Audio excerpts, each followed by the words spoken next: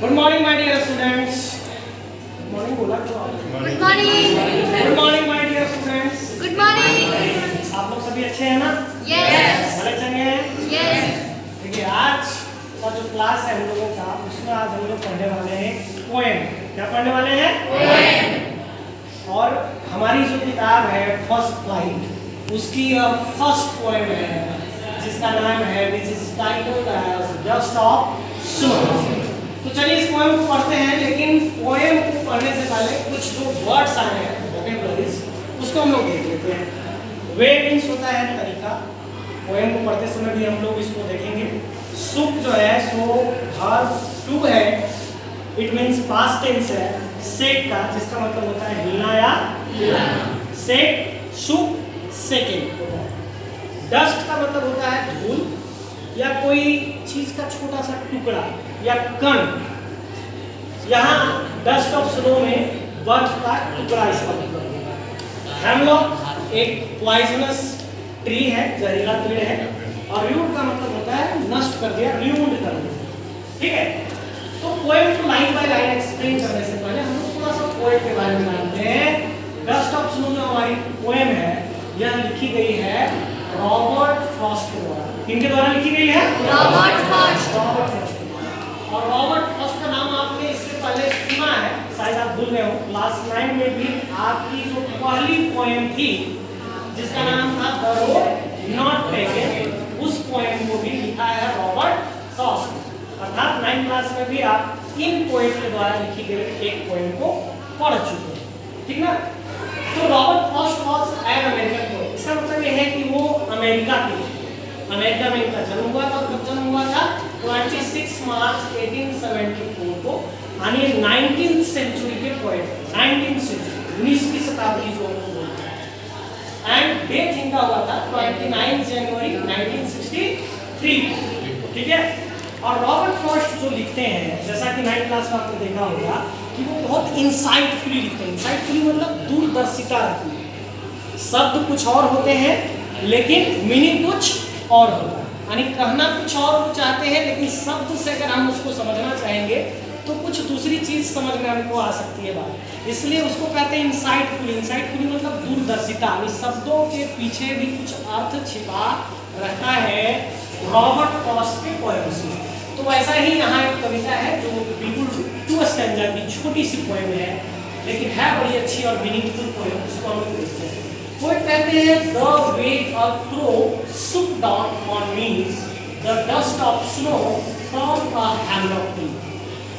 Situation क्या है कि पोएट वाज सैड। कवि क्या थे?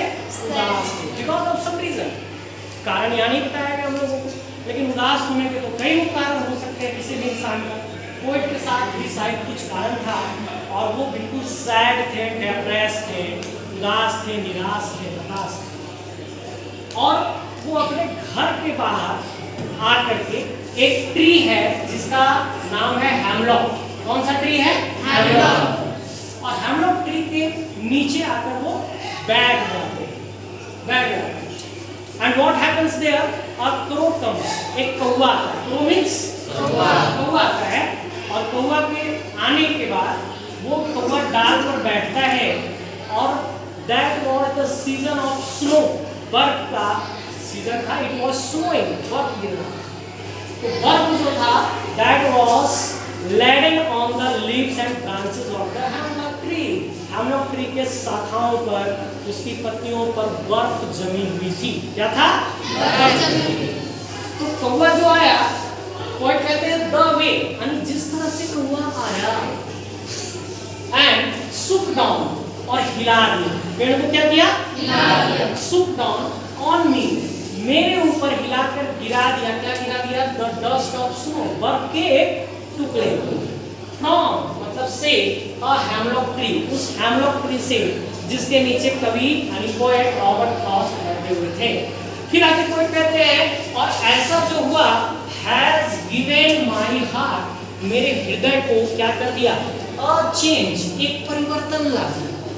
मेरे मन और मस्तिष्क में परिवर्तन ला दिया। ऑफ मूड, मूड मतलब मिजाज, इसको हम मिजाज कहते हैं। तो पोएट का मूड चेंज हो गया and saved some part a day I had you। आप पोएट कहते हैं कि सुबह से दिन का कुछ हिस्सा जो मैंने उदास होकर के, निराश होकर के, नष्ट सा कर दिया था, उसको लेकर मुझे पछतावा होने लगी। I started to repent। मैं पछतावा शुरू कर दिया कि क्यों मैं उदास होकर के दिन बेकार कर दिया।